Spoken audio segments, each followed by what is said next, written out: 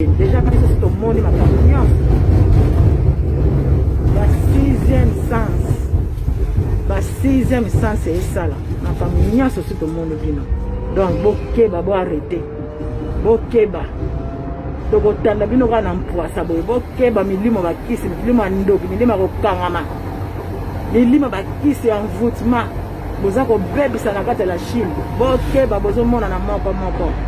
Ba prophétie ko bima kala te na kati ba live nanga. Boko mona ba prophétie ko bima. Makama be o eza na kati kuna. Bandoki nyoso liste nyoso bandoki ko bima na kati la Chine. Tony Guérin na oyelo na poko. Moninga aye ko pemisa mutu. Na kenano na vraiment moke notion na ibata a lelo ta i na ngalelo. Comme ça na pourquoi tant na koya nde okoyeba ngana nini oyo yela nini oyo zali ndenge na ko expliquer comment ndenge no zali po oza oza lelo ndenge boza bongo bokanga ngo lelo boyoki bokanga ngo lelo ke Tony Guérin aza na mission na ina kati Tony Guérin ye kaka donc Tony Guérin wana ya pamba te boza la mayele jour ba kopesa nga raison nga Sylvia lobare loko lelo pe na yebisi bino eloko wana mama Belgique témoigne na mama de la Chine Tony wana bomo Zambe na boya olatike mo vanzina bo santu ozinga mina bajeno bakoyemela kayonto pe mbote bandeko to pe balandi ya MDGD TV mafuta ya sika nzamba pambolelanga bino kaka ndenge tomesana kobana na lipamboli ya nzambe ouais chaîne ya différence chaîne ya bonzambe chaîne ya mapamboli pe ya kimia oyo soki ozangaki esengo olandi kaka message kokaka mongongo ya la grande dame ozwi esengo ozwi kimia pe nzambe alola alokalize yo e bachaîne akolandaka yango oyo parce que loko nyonso bana nzambe so boyebaka te contact nyonso moto asalaka ezalaka na impact soit positif soit négatif ntango bokota chaîne oyo mpona kozwa bainformation to mpe koyoka conseil et il y a aussi une bénédiction de la part de l'Éternel parce que bonzambe nde moboko na biso de même ntango bokota mpe na bachaîne mosusu ya ndenge molimo eza kokamba chaîne wana mpe mokolo na yango soki eza mpe nzambe te eza mpe na impact dans vos vies. Ah oui, c'est comme ça. Ezaki juste en passant. Et merci encore une fois de plus pour na ko yeba ete bozo ebele kolanda émission oyo kaka nde nayebisaka bino toya kolobaka so likambo ezali so likambo eza te to mpe likambo ezali mais eza na importance te to na ntina oya koloba te lelo sango toyeli bino ezali ya ndeko na biso Sylvie Modi oyo bato bayebi azalaka chinoise donc toyebi ntango tozoloba Chine la Chine ou encore bachinois tozomona ndeko na biso mokonzi Karine la Baronne na asire bato balandaka MDGD TV boyebi ke tolobelaka makambo ya bapolémique na barando awa te malgré eza à la page à la une chaque jour bato basalaka baémission na kombo ya Karine Mokonzi toyebi mpona bavie parce que lelo so otangi kombo ya Karine Mokonzi na baémission na yo okofulama moto aboya yango aza te moto awanga nango aza te épreuve ane tomona même bato ebele bafulami na kombo ya Mokonzi oyo biso moko toyebaki bazaleka na ba 2000 abonnés neti biso mais lelo bakomi na ba plus de 10 000 abonnés parce que chaque jour émission ezalaka na kombo ya Karine Mokonzi bazalaki na ba 100 200 vies lelo bakomi na bakomi obeta baka mpona kombo ya Karine Mokonzi moto aboya yango aza te donc la Baronne naza fana Karine Mokonzi te eza te na yo kumisa Karine Mokonzi awa mais nayeka koloba makambo oyo nazo mona kande na uti koyebisa bino on n'a pas l'habitude ya kolobela makambo barando tout ce qui est bassesse tout ce qui est anti-valeur en tout cas na nzela na ngeli karaté mais soki lelo toyo kolobela likambo oyo eza simplement parce que toli tosala mo analyse moko pona bato bameka kotirer leçon ndenge na bandaki koloba yango tozali awa e nakosenga na bino bandeko bozala scotché branché connecté bofungola matoi et surtout bopartager émission mpona kopambola mpe bandeko ebele parce que information eza important to mpe connaissance ezalaka pouvoir oyo ezomema moto na nzela lobiko na bandenge moko boye vous allez comprendre de quoi je parle bandeko toye koloba likambo ya Sylvie Mode kande na uti koloba na bino Sylvie Mode aza nani Sylvie Mode azali nayebi te totyango na passé bon totyango na passé azalaki moko ya ba fan oyo balobaka mpenza ya kati ya Karine Mokonzi la baronne bato nyonso bayebi bato nyonso balandaka barando ya Karine Mokonzi Gloria na misusu bayebi Sylvie Mode généralement et bato baza ba fan ya Karine to pe ba chinois bayebi Sylvie Mode parce que aza moko na bango to pa zalaki moko na bango ndeko na bango ndeko wana azalaka na Allemagne je crois son abosani te atonga aza handicap aza atambola na chaise roulante juste description pour na bato bameka ko comprendre de qui nous parlons et ndeko na biso moi personnellement nalandaka ye penza te kande na uti ko expliquer bino en tout cas ngai tout ce qui est anti-valeur désolé nazalaka na kati te mais ce qui est vrai c'est notre sœur congolaise oyo na musika na monaka pe na yebi et ndeko wana azalaki fan ya Karine Mokonzi c'est parmi bato oyo babandaki kodéfendre la baronne bandaki kodéfendre Chine babandaki en tout cas komeka koloba mabe ya Mokonzi te soki Sylvie ayoki yo mais wana problème parce qu'aosali émission na chaîne à Sylvie Mode so bokoti kande bozoka kombo Sylvie Mode je crois na YouTube so bobeti bomona chaîne na ye en tout cas ba émission tout asala ezala kaka kombo ya Karine Mokonzi nayebaka une fois en passant j'étais étonné bon na muto azala ndenge na moni na makambo j'ai même eu à parler na ndeko moko mwasi nga mais c'est quoi en fait cette histoire maman na aza bolimbisa na ndenge mabete aza tanti na mama mokolo ezaka likambo nini na Karine Mokonzi afana ye ok namona yo normal ezalaka nango aza fan na ye alingaka ye ezalaka oui toyebi quand on est fan d'une personne ou de quelque chose en tout cas on est prêt à tout on peut se sacrifier pour la chose toyebi tout le monde a fan à football nga na expérience na nango ou encore na parcours na nga na mona makambo ebele oyo ke ba fan ba sacrifier même bano bango babota likolo équipe moko ya lingaka bato bayebi masolo oyo bato balandaka ba football bayebi mamu na solo ba ezalaka donc ndeko na biso Sylvie Mode en tout cas zala prête à tout ya donc en tout cas pona Karine Mokonzi akokai ko se diviser en deux akoboma mutu akoya koboma mutu mpona Karine Mokonzi ngasi na yoka ye juste en passant koyoka ndenge azongala na kombo ya Karine Mokonzi parce que Mokonzi nde Mokonzi la baronne kande bozoka kombo Mokonzi aza Mokonzi Sylvie Mode bandeko lelo toyebi te eloko nini eleki eloko nini esalemi mais ce qui est vrai tokomeka kotiela bino mwa ba voice koyoka ndeko lelo oyo a déserté aza susu soda ya Mokonzi te abwaki mandoki abwaki mbibundelo alongoli bapete nayebi te azalaki na fonction nini kuna et alobi plus jamais ndenge eza wana bakangaki bango na bakisi bazalaki aveuglé bazalaki envoûté azwi conscience azongi na réflexion nde eloko etindinga naya kosala émission oyo par rapport ya dire to pe ya propos ya ndeko na biso. Les amis, j'ai toujours été sensible na marambo ezali molimo simplement parce que c'est le spirituel qui contrôle le physique. C'est le spirituel qui dirige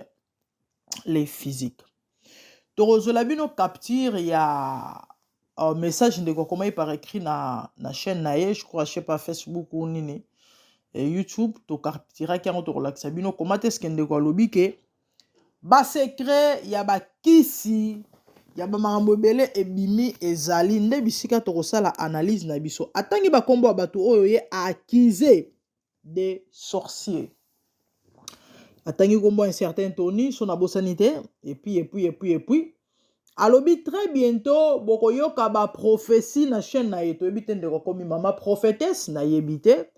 azwi ba vision et puis soki pe ba bikulie soki pe ba pesi pe ba vision je ne sais pas trop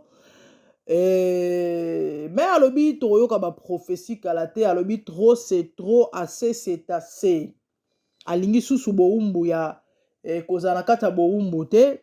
ya mutu moko boye songolo to pe ya bato bon ya mutu parce qu'il s'agit de Karine Mokonzi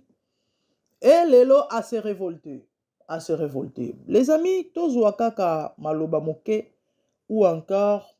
morceau ya ndeko koloba ete bakisi atiki a démissionné les amis car nde tolobaka lingala mai endinganaka pamba te et qu'est-ce qui fait ou encore qu'est-ce qui a fait que ndeko na biso oyo lobi azalaki mwana ya Karine Mokonzi azalaki fan azalaki pas n'importe quel fan parce que Karine c'est vrai c'est notre sœur tolingaka biso nyonso début les autres bala biso que aimez-vous les uns les autres mais être fan en est une autre chose et qu'est-ce qui fait que ndeko oyo o azalaki nde tolobaka na lingala ya kati ya Mokonzi lelo abalola minduki contre Karine tope contre bandeko na ye ba chinois c'est dit à quoi abeti masolo ya bakisi alobi ke c'est inconsciemment qu'elle faisait tout ça c'était parce qu'azalaki ya kokanga mazaki aveugle azaki envoûté quelque part ce comme tout nezali makambo azoloba eza solo to eza ya lokuta ka nde touti koloba mai ningana pamba te ekozala pe ya solo tout comme ekozala pe ya solo te soki eza ya solo nzambe azwa lokumu kaka ndenge alobi ke tokoyoka très bientôt baprophétie toyebi te bavision ni ndeko azwa toyebi te ndeko amoni buisson ardent neti Moïse ayaki mongo na nkolo babimisi na kati ya captivité to pe ya boloko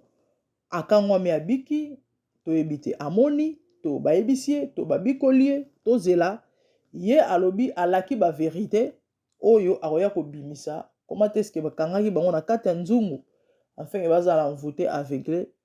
bamaka mosusu bana kosala bayebaki te tozela tokoyoka ye tofungoli parenthèse c'est vrai banungunungu elobamaka nango ke Karine azalaka na kisi atia bachinois na kisi pourquoi preuve ane batindelaka ye bambongo les amis c'est vrai quand on est fan d'une personne on peut la soutenir d'une manière ou d'une autre et ce qui n'est pas du tout mauvais mais c'est vrai il y a aussi des réalités spirituelles qui existent ok moto moko aza na nzungu na ye tozotia na supposition tolobi te ke Mokonzi ana kisi moi personnellement na yo confirme yango te ni ko affirmer mais bato oyo balobaka na bao bayebani nde bato bakoyeba ko défendre to pe koloba yango malamu parce que personnellement nayebi Karine kaka de loin les amis boyebi na chaîne nanga je ne parle jamais de Karine Mokonzi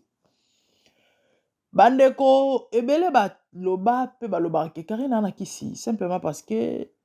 façon bato bakabelelaki bambongo bapesela ye bambongo bon ekozala solo tout comme ekozala pe ya solo te quand on est fan d'une personne bon on est prêt à tout pour nde mutu wana quand on aime une personne il faut prouver bolingo et na parmi basigne ya love il faut olakisa mutu kolinga ye donc il faut kabela ye eza makambo ezalaka nango quand nde na otolobi ekozala solo tout comme ekozala pe ya solo te ekozala nango mpe bato bapesaka bango kaka par amour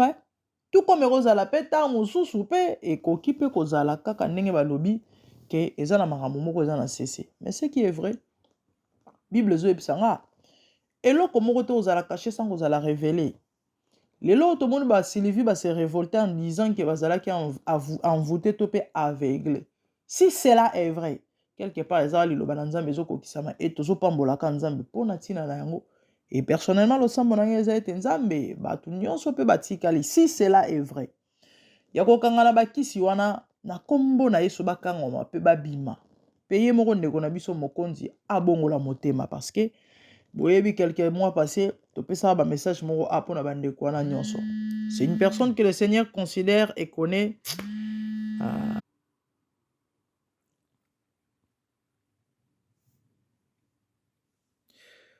Bandeko na ngai bolimbisi voice mo ekotaki awa tozo continue koloba certainement na kobosana te mamu na bandeko koloba nalobaki ete na mikolo eleki tozwaki ba message a mpona bandeko na biso e topesa ba message wana e ndeko na biso Karine aza créature ya Nzambe oyo Yesu akufela na ekulusu oyo aza na droit pe na héritage to pe na bénéfice pardon ya croix parce que Yesu akufa po na lobiko ya mutu nyonso sans exception kande na otero loba si cela est vrai Nzamba kangola bao batikali et yemo ndeko na biso Nzamba asali ngola bongola motema si cela est vrai tozo continuer koloba en disant que nalingi vraiment nazwa temps trop te mais juste nameka ko épingler babiloko eza essentiel et puis importante kande touti koloba likambo ndeko na biso Sylvie o alobi ke azalaki envoûté azalaki aveuglé na bakisi lelo à comprendre à se ressaisir yango abimi Nzambe azwa lokumu si cela est vrai soki pe eza kaka ndeko azalaki na besoin afulama ndenge tolobaka na lingala parce que ezalaki kande na uta oyebisa bino na introduction ke lelo eza na ebele bavandisi masolo bakombe kozwa mo ba 1 ya YouTube po na kombo ya Karine chaque jour asalaka émission kana kombo ya Karine donc lelo so bayebisi que non arrête de parler de mokonzi lobela ba sujet mususu ausala vrai mfuilu nde tolobanaki Congo et chaîne wetu wana Holanda soute parce que dauphin na ye to pe bouc émissaire na ye point faible na ye ou encore pardon point fort je dirais donc loko ezo sala ye to pe o azo sala ye eza kombo ya Karine mokonzi bandeko bowanga nango te boboya yango te nous sommes tous dans les réseaux sociaux to monaka ya na bato mususu aza na sujet mususu te na chaîne na ye alobelaka kaka Karine mokonzi so alobeli Karine te ba kolanda te ana elo mususu pa koloba te à part kotanga komba Karine sikoyo soki pe ndeko na biso ezalaki ke alukaki mwa pont azwa gaz afulama et puis après bongo a changé na destiné eza pe option ezalaka debi musicien moko ayemba alobi mbo asengaki moto akati ebale ntango bakomi na ngambo mbwa agangi abeleli basupporter ya bagangi toyebi te ndeko na biso Sylvie azali kaka na besoin ya gaz azali kaka na besoin ya pont azali juste na besoin ya lift ya escalier et amonaki ke mutu oyo akoya koservir ye ezalaki mokonzi ou encore kombo ya mokonzi nda efala adiembela nango po lelo bato bayeba ye Sylvie Mode parce que lelo bato bayebi Sylvie Mode bayebi ye mpona kombo ya Karine bayebi ye défenseuse bayebi ye chinoise bayebi ye mwana ya mokonzi malgré son âge ezalaka ya makambo et na nyonso wana conseil au moi personnellement na kopesa eza les amis faites très attention quand de to koloba na uto ebisa bino ke nazala sensible na mamoza spirituel na opesa conseil les deux côtés na uti ko expliquer to pe ko meka ko fungwama ko expliquer par rapport ya réalité oyo spirituelle to pe raison de quoi lobi apesi et puis tout comme sope kozala yango te to pe le contraire et na olinga sko na se basé on a pona pesa toli en disant ceci bandeko oyo bolza na réseaux sociaux bandeko bolandaka biso bandeko oyo bon bato nyonso je parle à tout na moto nyonso oyo azuli bakwa oyoka voice oyo et premièrement pour na ngambo eza spirituel je dirais ceci faites très attention oyebi sans Yesu na vie ya moto ya pasi tu as tout intérêt oyeba Yesu ya kondimela Nzambe na vie na yo kondimela Yesu lokola mokonzi pe mobikisi enfin que azala bouclier na yo pourquoi simplement parce que mukilo bozo mona oyo eza obilo bomona rate eza obokanisa rate yana ba mara mususu ebatami eza na cc oyo ke oko échapper te soki oza na nzambe te. Donc tu dois avoir Jésus avec l'aide du Saint-Esprit nde oko surmonter ba obstacle ba bitumba na ba makambo ebele. Ebele bandeko na nga bazopela na ba étoile ya bato. Ebele bazomvwama, bazwi renommée, notoriété, mbongo na ba étoile ya bato. Et bato yango eza bato mosusu te si ce n'est ba fan na bango. Hein? Wana généralement. Si ce n'est par rapport à la spiritualité, parce que tout simba bilo mibale. Si ce n'est ba fan na bango. Sur ce, ozan a besoin Yesu. Afin que a préserver yo. Et a préserver yo na ba lion wana. Parce que tant on va utiliser étoile na yo, yo moko au bénéficier na ngote. Et non seulement ça, tu seras malheureux toute ta vie. Non seulement ça, ba retomber aux ala tellement ebele na bandenge moko boye que tu risques même de rater le ciel. Oui. Et ça yangote peut-être si j'ai lelo, son nzamba sungi to fungola ngo un jour. Donc fais très attention. Yo nizana yesu ten nimela ye. Yo posambela na yo ke na église mena loyenge. Linga ocha sérieuxité na relation na yo na nzambe. J'ai toujours conseillé aux gens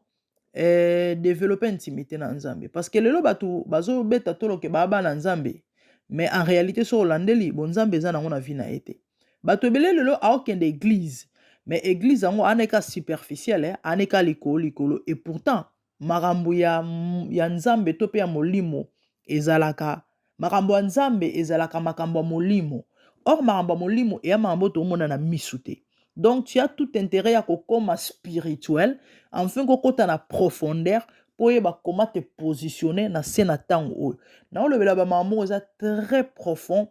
et très capital. Bon, malheureusement, batunyo sote ba comprendre ngai. Malheureusement, batunyo sote ba saisir nga. Mais prière nangeza, nzambe d'une manière ou d'une autre, amekana ko la musayo na sapongi o lala au nom de Jésus. Nanzela ya message oyo. Wana ezaki en caractère spirituel. Donc bref ndeko bongisa yo na nzambe. So ebi ete ndimela Yesu. So za na Yesu te. So po o kenda église ou encore o yebi nzambe mais eza tantôt ozana no na ba distraction, ozana no trop loyenge. Ozana no kaka réseaux sociaux, ozana no kaka fan ya bato na place oza la fan na Yesu. Ko landaka bato na sima. Ko lobaka na kombo bato, ko defendaka ko fingaka. Pour nakako défendre son pakala, c'est le temps que tu dois te repentir. Parce que idole, vedette, star à vie na yo, il faut ça Yesu. Pourquoi? Simplement parce que y na kufelo pe na pesa au bon moy. Donc tu as tout intérêt à linga nzambe, ya ko yeba nzambe pe ya ko saela nzambe et non bato mokili. Wana ezaki na angle spirituel. Siko na ngambu musu na uta koloba, ndeko na biso ta muso se servir neka na kombo Karine lokola pont. Si tel est le cas, moi je vous conseillerais mes frères et sœurs. Au monde de la vie, nzamba pambola mutunyo sans exception. Mais a pambola bisonyo so bandenge mokote. A pambola bisonyo so bandenge mokote. Tu as quelque chose. Oyo eko kitope oyo eko pesa yo valeur na miso bato na mokili oyo otombwa mipe okamwe. Et là, quand on a kozala ya muke yo minimini zango, mais est capable de osala o munene koleka kutu batu mususu oyo yo olandaka na sima. Qu'est-ce que je veux dire par là? Il faut olukomi yeba. Luka omi yeba naza sir na lobela elo moko na teya sur sujet moko ya mi yeba ka na chaîne nanga plus ou moins 2-3 mois passés. So lukina ba vidéo nanga mi yeba pe zala yo. O comprendre parce que ana ozamula ite o comprendre lo oni na loba awa place o mutu nyonso na mukilo nzamba cha elo kati na ye tu n'as pas besoin de ozala na sima bato pour okoma quelque chose. Tu as quelque chose en toi. Do bato nyonso balinga ko diembela na basima bato nyonso lelo oyo po bazwa ba vie po balanda bango po batala bango il faut batanga kombo ya mutu to il faut luka polémique. Il faut kota rando bandeko combien de personnes bayana ba YouTube o bayela masolo mususu mais lelo bakota monda rando kaka pona visibilité combien wana nyonso nini kozanga komiyeba wana nyonso nini kozanga vision na vie omoni mutu soka na vision te aosimba partout elobi bisika oyo bazokosapuye wana bakozala susu ekozala susu balobaka nini donc ekozala susu ekoka su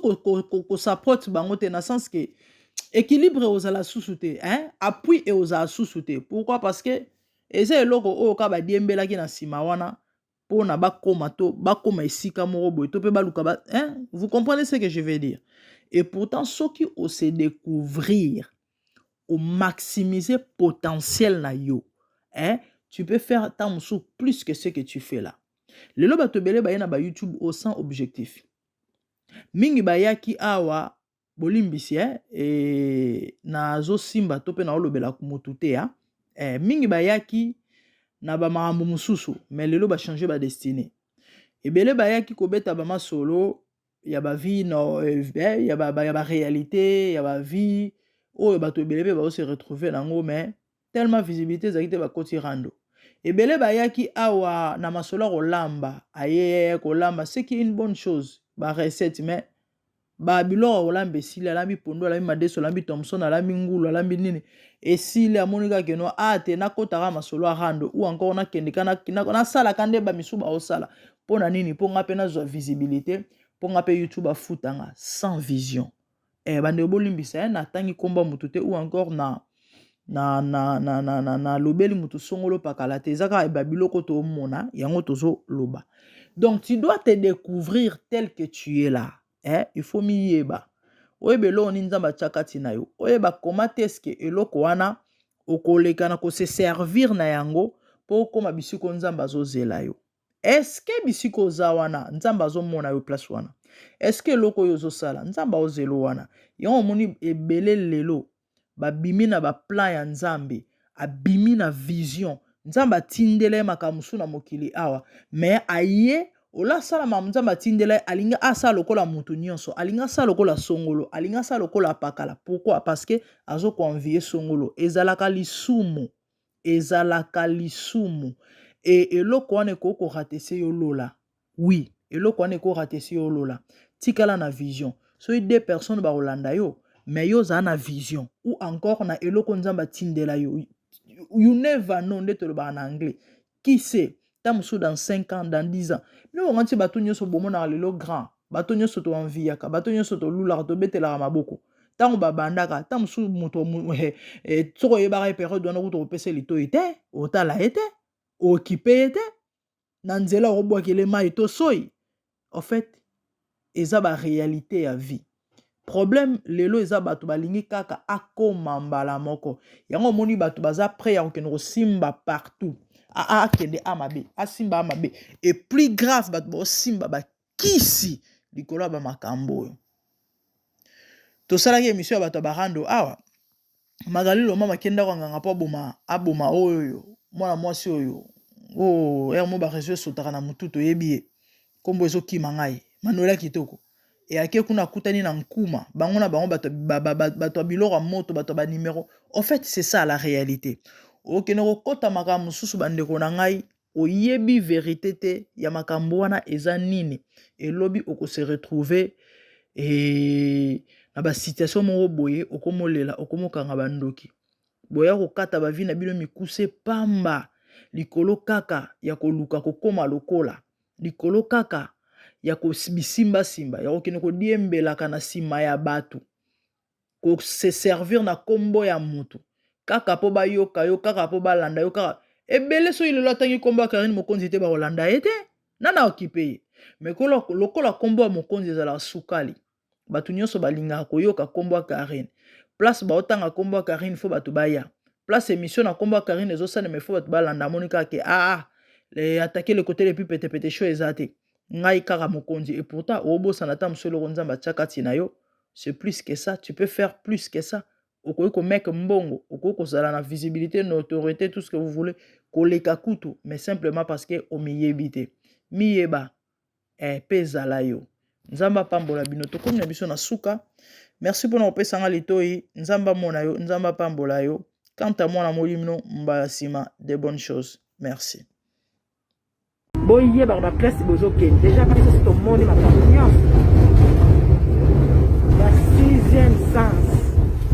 ba sixième sens c'est ça là ma famille c'est au monde bino